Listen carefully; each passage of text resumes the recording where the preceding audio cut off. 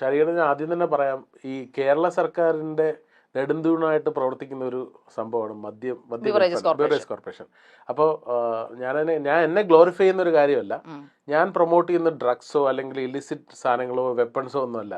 സർക്കാരിന്റെ ഞാൻ ഇവിടെ ഒരു സാധാരണക്കാരൻ മുതൽ ഒരു അപ്പർ ക്ലാസ് മുതൽ മിഡിൽ ക്ലാസ് മുതൽ അപ്പർ മിഡിൽ ക്ലാസ് അല്ലെങ്കിൽ ടോപ്പ് ക്ലാസ് എല്ലാവരും യൂസ് ചെയ്യുന്ന ഒരു സാധനമാണ് ഈ പറയുന്ന മദ്യം എന്ന് പറയുന്ന സാധനം.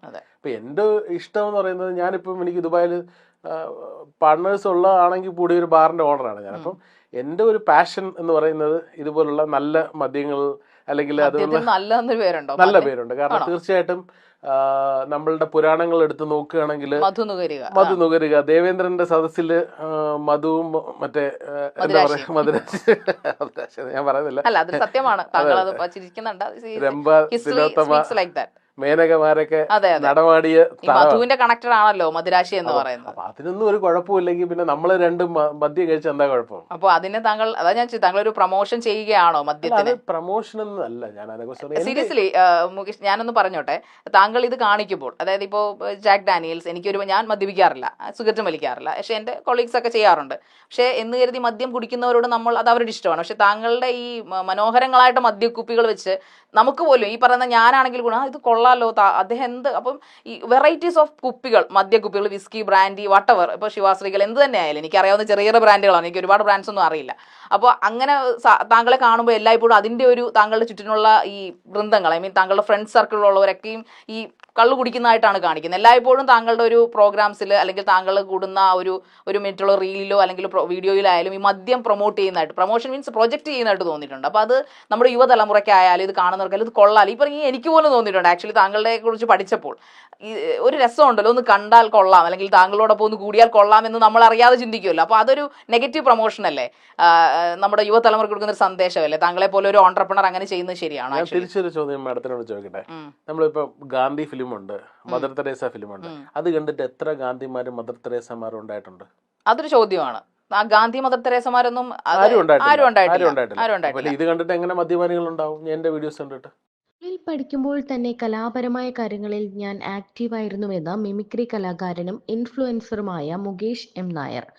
ആദ്യം പഠിപ്പിച്ച ഗുരുക്കന്മാരെയും മറ്റും അനുകരിച്ചു. കോളേജിൽ എത്തിയ ശേഷമാണ് ഫിലിം സ്റ്റാർസിലേക്ക് എത്തുന്നത്. ലാലേട്ടനെ അനുകരിച്ചാണ് ഞാൻ പോക്കറ്റ് മണി പോലും ഉണ്ടാക്കിയിരുന്നത് എന്ന് മുകേഷ് പറയുന്നു.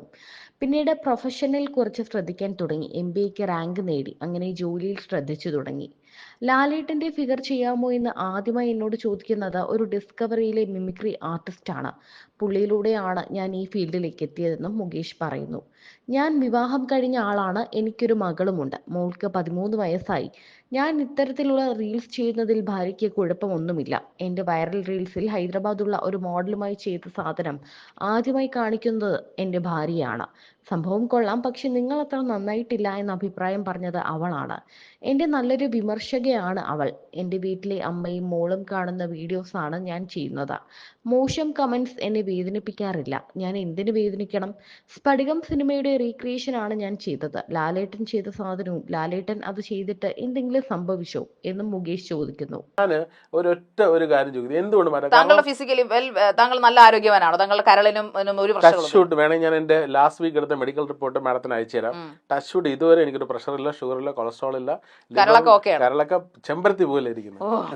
കാരണം ഞാൻ മിതമായ രീതിയിൽ മദ്യപിക്കുന്ന ഒരാളാണ്. ഞാൻ അമിതമായി മദ്യപിക്കുന്ന ഒരാളല്ല. പക്ഷെ താങ്കളുടെ ആ ഒരു അറ്റയർ കാണുമ്പോൾ അല്ലെങ്കിൽ താങ്കളുടെ ഒരു അറ്റ്മോസ്ഫിയർ ഇല്ലേ, അതൊരു ആറാം തമ്പുരാൻ സ്റ്റൈൽ. ഞാൻ പുകഴ്ത്തി പറയുമല്ല, പക്ഷെ എനിക്ക് തോന്നിയിട്ടുണ്ട് ആറാം തമ്പുരാൻ സ്റ്റൈലിലെ ആ കുറെ സദസ്സിൽ, താങ്കളുടെ സദസ്സെന്ന് എടുക്കുന്നത് ആ സ്റ്റൈലിലാണ് താങ്കൾ അതിനകത്ത് നിൽക്കുന്നത്.